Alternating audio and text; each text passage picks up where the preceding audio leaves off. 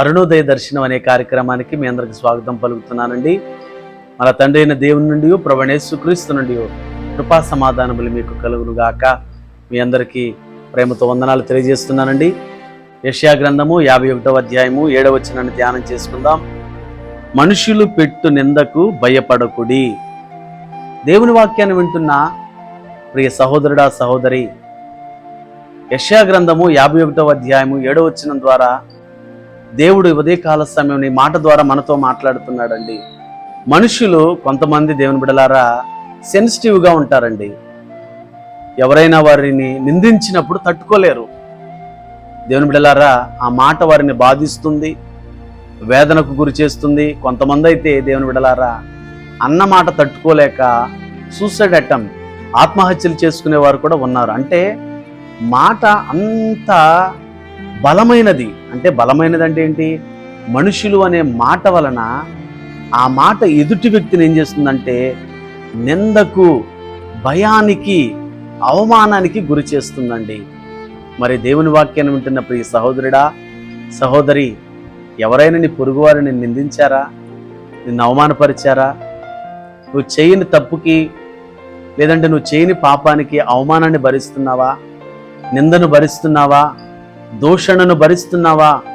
ఈ యొక్క శ్రేష్టమైన సమయంలో దేవుడు నీతో మాట్లాడుతున్నాడు. మనుషులు పెట్టే నిందకు భయపడొద్దు. మనుషులు పెట్టే నిందకు భయపడొద్దండి. దేవుడు నీ పక్షమున ఉన్నాడు. దేవుడు నీకు కార్యము చేస్తాడు. దేవుని బిడ్డలారా, నేను మేలే చేశాను కదా, ఆయన నన్ను ఎందుకు నిందిస్తున్నారు? నేను మంచి చేశాను కదా, ఆయన నన్ను ఎందుకు అవమానపరుస్తున్నారు?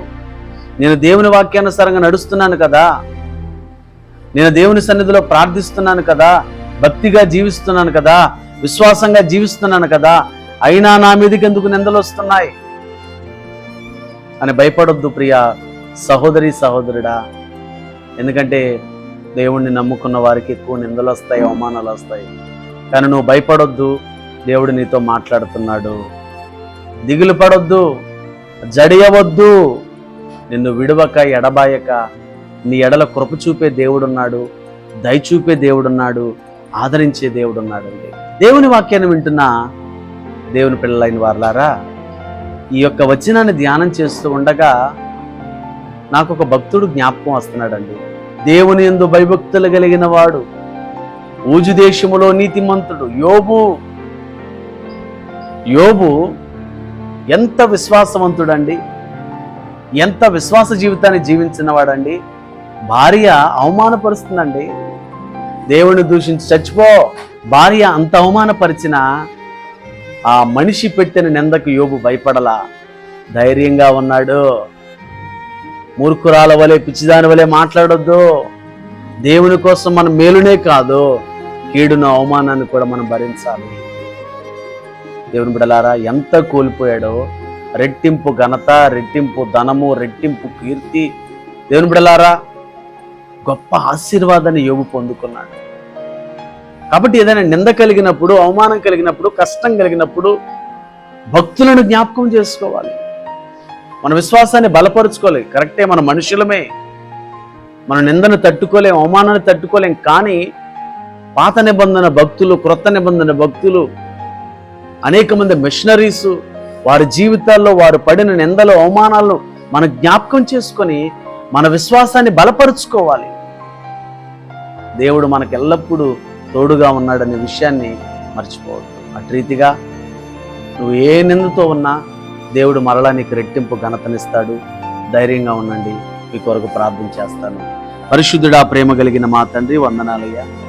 ఈ శ్రేష్టమైన సమయంలో కొన్ని మాటల్ని బిడ్డలకు అందించడానికి మీరు నాకు ఇచ్చిన శుభప్రదమైన సమయాన్ని బట్టి వందనాలయ్యా. మనుషులు పెట్టు నిందకు భయపడొద్దని మీరు మాట్లాడుతున్నారయ్యా. కాబట్టి నాయన, నిజంగానే తప్పు చేయకుండా ఎవరైతే నిజంగా ప్రభావిస్తయ్యా మేలు చేసి అనేక రకాలుగా సహాయం చేసి కూడా అవమానాన్ని, నిందను భరిస్తున్నారో వారికి ఇప్పుడు తోడుగా ఉండమని ప్రార్థన చేస్తున్నాం. ఎవరైతే అవమానాలతో, నిందలతో కుమిలిపోతూ నాయన అయ్యా యేసయ్య ఏం చేయాలో తెలియని పరిస్థితుల్లో ఉన్నారేమో, అలాంటి వారిని మీరు బలపరచమని ప్రార్థన చేస్తున్నానయ్యా. మాకు కష్టం కలిగినప్పుడు, నింద కలిగినప్పుడు, అవమానం కలిగినప్పుడు, దూషణ కలిగినప్పుడు నాయన అయ్యా ఇదిగో ప్రభా, భక్తులను జ్ఞాపకం చేసుకునే ప్రభా, విశ్వాస వీరులను జ్ఞాపకం చేసుకునే ప్రభా, మా విశ్వాస జీవితంలో మేము బలంగా ఉండే భాగ్యాన్ని మాకు దయచేయమని ప్రార్థిస్తున్నానయ్యా.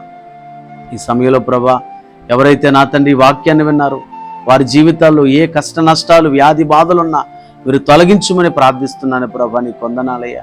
వారి హృదయానికి నెమ్మదిని సమాధానమునకు మీరు కలగజేయమని ప్రార్థిస్తున్నానయ్యా. అయ్యా, బంధువుల విషయంలో అవమానించబడుతున్నా, వారు ఏ పరిస్థితుల్లో అవమానించబడుతున్నా, అయ్యా నిందకు గురవుతున్నా వారికి మీరు తోడుగా ఉండమని ప్రార్థిస్తున్నాను ప్రభా. వారిని బలపరచండి అయ్యా, దీవించండి నాయన. అనారోగ్యాలతో బాధపడుతున్న వారిని స్వస్థపరచమని కూడా ప్రార్థన చేస్తున్నాం. మా దేశాన్ని, మా రాష్ట్రాన్ని, మా ప్రపంచాన్ని ప్రభు అందరినీ మీరు జ్ఞాపకం చేసుకొని అందరి ఎడల మీరు కృప చూపమని ప్రార్థన చేస్తున్నామయ్యా. ఈ అరుణోదయ దర్శనం అనే కార్యక్రమాన్ని చూసిన వారందరి మీద నీ కరుణా కటాక్షాలు ఉంచుమని యేసు నామమున ప్రార్థిస్తున్నాము తండ్రి. ఆమేన్.